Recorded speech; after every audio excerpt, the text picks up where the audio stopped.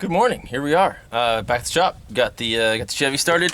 Brought it down here, and gonna get it hooked up to the gooseneck where I got my two little hay bars stacked on there. I built these, just put these on here. That's why this here.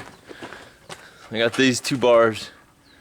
They go up vertically, and so you can just stack your hay against it really nicely. It makes it a lot easier having someone on the trailer here when they're stacking hay out of the field, just to set it up against that, and then when I grab it out, it's a nice, easy, even stack. And then there's little hooks at the top too, so when we get it really full, we can run straps over the back and we're pulling out of the field so we don't lose any bales. Because I grab everything with the farmhand and put it into the shop, into the barn with the farmhand. We can't cross the bales up there to make a nice load just to pull it out of the field. All the bales got to be kind of sitting the same way. So it's not real great for hauling them that way. It's actually not so bad, especially when you got these little things to go up against and you got some straps on there. It's fine. I haul it down the road that way just fine.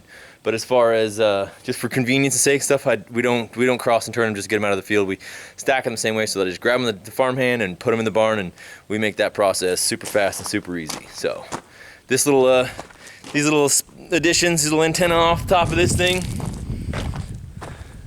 these two things off the top of the trailer, yep, super exciting. So we're gonna get this pickup hooked up to the trailer, and then get it ready to go out to the field. And then I'm gonna go cut the next section, and then later this afternoon, probably around 2-3 o'clock, we'll get the baler started and start baling hay. Awesome. All right, well, let's get started.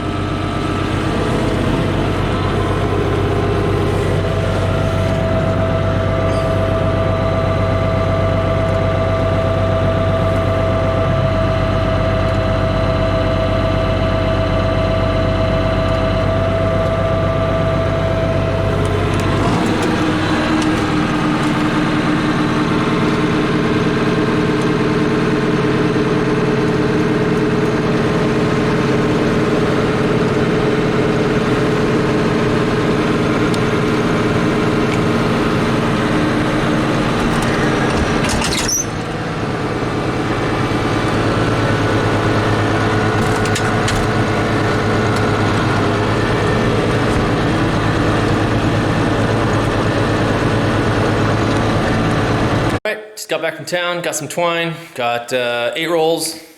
That's all I could afford at the moment. It'll get us started, hopefully make us some money, buy more twine. So I bought the tractor, I backed it into the shop here because the mower uses a 1,000 spline PTO output, and the baler uses a 540. So what that is the PTO here is the output, the power takeoff. That's what PTO stands for. It's the power of the tractor. When you engage the PTO, it's a little clutch in there, and when it engages, and then it turns and it powers your implements. Well, this one here is what I call a 1,000 spline, or what I think it's called a 1,000 spline. I'm not sure how many, it's not 1,000 splines on there. And then this one up here in storage, this little storage unit right here, this one's a 540. So this PTO is 540 and this one's 1,000. That's just in storage. There's these little snap rings on here. You just got to pinch that and then pull it off, and then you pull this thing out and switch it and push that one back in there.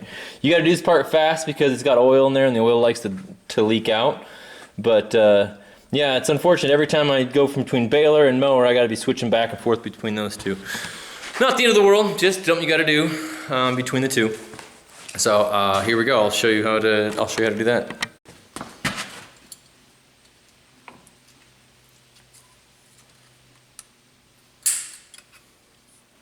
Neat. That snap ring.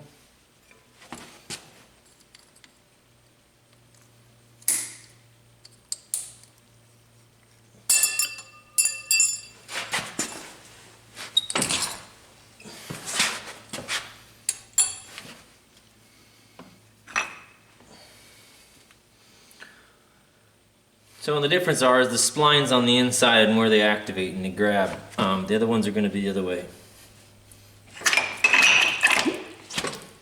See, these splines are just here and here. Different gears.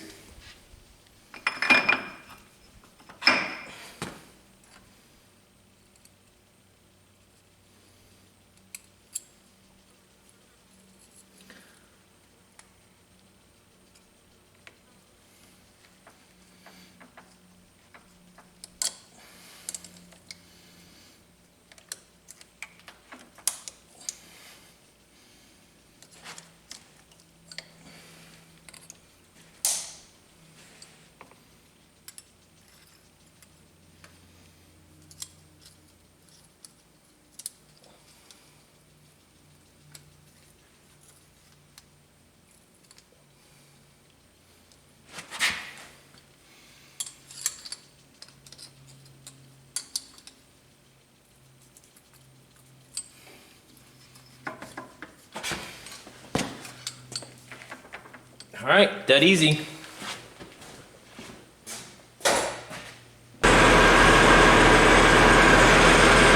So one of the things I want to attempt to do, I made, I don't forget, 83 bales, 85 bales last time when I tried the baler out, make sure it was working good. And they were a little short. I want them a little bit longer. So I'm going to attempt to adjust that. So this star wheel, as the bale kind of gets pushed, turns, which turns this, and then it drives this arm up. And when this arm gets all the way up, it clicks and releases, and then the knot happens. The knotting sequence happens. And then in the sequence, it resets it and drops it back down to here. And it hits this little stop here. And then basically, as you're making bale, dook, dook, dook, dook, dook, dook, dook, dook, dook, this is the length of your bale, how much that thing turns. So what I want to do is I want to move this thing up a little bit, but last time I had it in the shop, it was really hard. I tried moving that, and then I forgot to keep moving it. It didn't just move. So I put lube and stuff on it and try to get it lubed up. So we're gonna get the wrench on there and torque on it and see if we can get that thing adjusted. And then we're gonna add some twine in the box there. Yeah, we'll put 2 more rolls in here, and then we'll get it hooked up.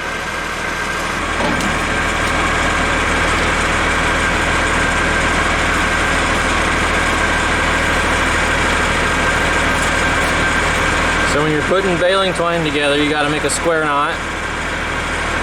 So that's just make an X, and then you make an X again. Just kind of the opposite direction. You make sure that this is kind of looped like that. And these kind of like these 2 interlocking loops like that's a square knot. And you want to pull them really tight because this thing bounces around. You don't want it bouncing that knot tight, loose. You want it really tight. So tighten as hard as I can. And then you got to cut off the extra little tail. And when it goes through the machine, it's gonna pull tighter than I pulled. So it's gonna pull this knot even tighter. So it's gonna shrink, which means it's gonna pull some of that tail in. So you don't want there to be too little, and you don't want there to be too much, because if there's too much, then it gets caught up in the knotter and causes issues. There we go. Just a little bit. We'll just leave a little bit right in there. It's a nice little crease right here already naturally in the twine. I'll just cut it right there. There we go. That knot should stay nice and tight.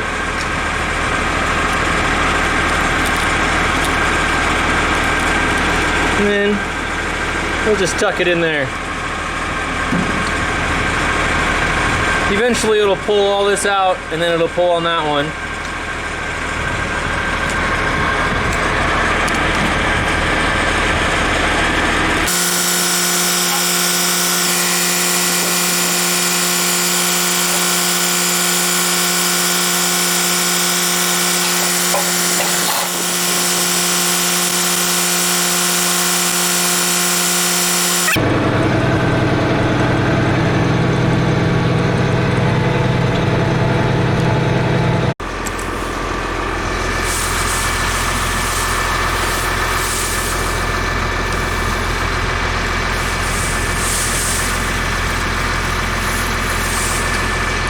Smells good, looks good, feels good. Definitely ready to go. All right, so gotta put this thing down.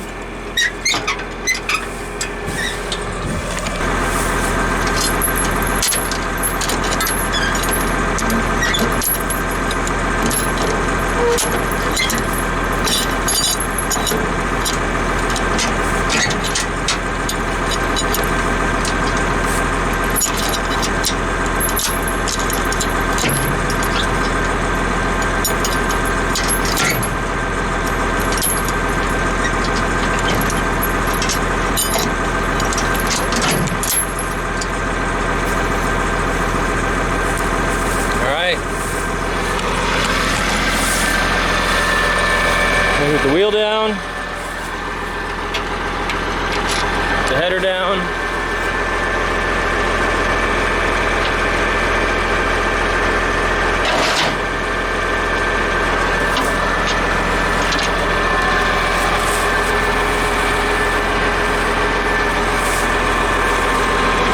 Nice.